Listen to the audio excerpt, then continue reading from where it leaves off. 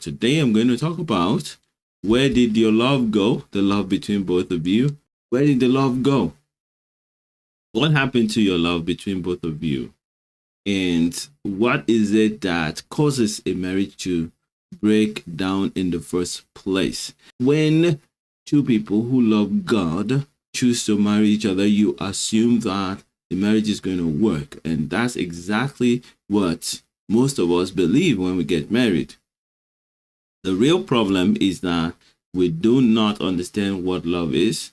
And so when we start on the wrong foot, not knowing what love is, the chances of it working is slim to nothing, right? So the people who have a good marriage are people who know kind of, or maybe they've been trained by observing and experiencing love around them, and they're able to work on it, or they have allowed God's love to override their tendency to operate in the selfish human love. And so, first thing I want to share with you today is some of the lies that people have believed about love.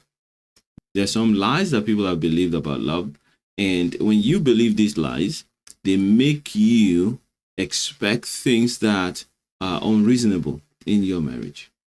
They make you have high expectations, and those expectations cause problem in your marriage, both as a man or as a woman. So the first lie that a lot of people have believed, including believers, is that love is an emotional bond between two people. That's the most predominant definition of love, an emotional bond between two people. That is not the scriptural definition of love. Actually, the definition of God's kind of love is God himself.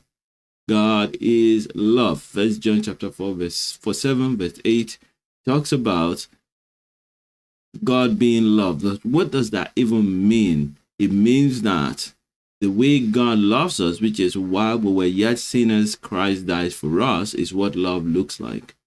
It means that love is desiring the best, helping the other to be the best, wanting the other to be the best, wanting the best life for the other person without regards to what happens to you. All right? That's what love is. Love is a giving, is a desire that God puts in your heart to reflect him to another. That is what love looks like. And so when you have this wrong definition in your mind that love is an emotional bond between two people, you will run into trouble, because you cannot build a life on emotional bonds. They break. When you are not feeling good, when the other person says something that you don't like, those emotional bonds begin to shake, and eventually they can fade away, and the feelings may go, the passion may go, and you may think then that the bond is broken, and there's no more marriage. And that may be the reason why your wife has walked away from you, because she thinks the bond is broken. Second thing that I want to highlight that's a lie, and the people believe, is that if my partner truly loved me, they would change for me. If my partner truly loved me, they would change for me. If you believe that, then you would have been trying to get your wife to change. And that may be the reason why she's not there with you right now. And I'm not saying this to make you feel bad. I'm saying this to make you know that you can turn this around rather quickly. Yes, when you know the problem, to solve it becomes easier. The real reason why marriages break down is what I'm sharing with you. There is a misunderstanding of what love is. And when your partner, your spouse, has this misconception, they're going to want to give up and move away. But we can fix that.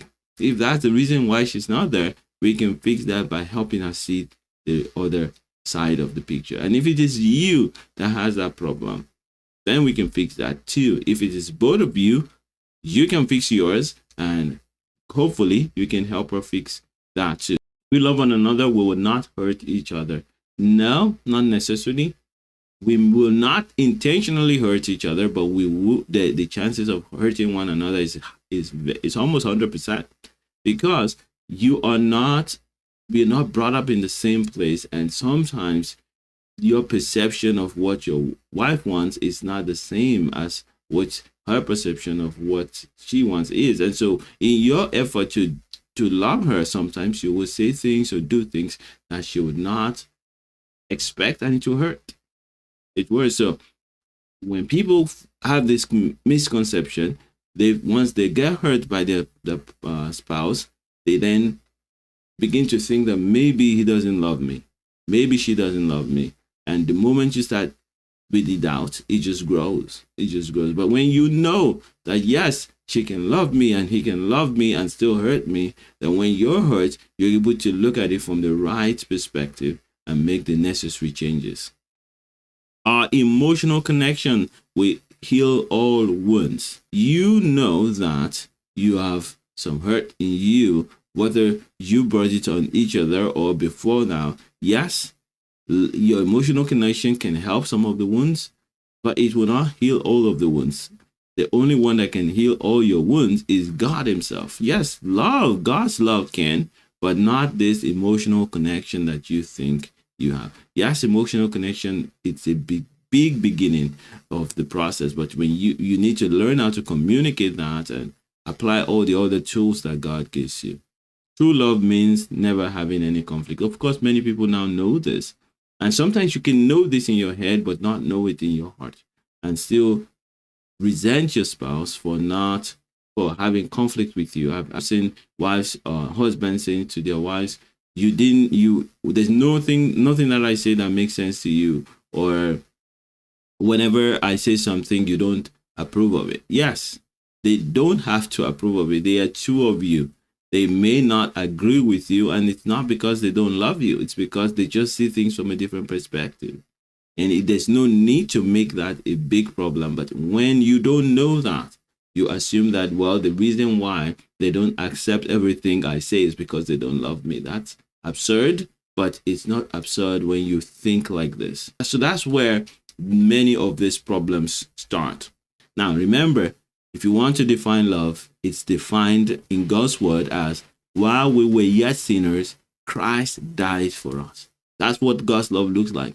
When you were the worst, God gave you his best. And so when your wife is her worst, what do you give her? Your best. And what's your best? Is God's love, God's grace in you to help her be who God called her to be.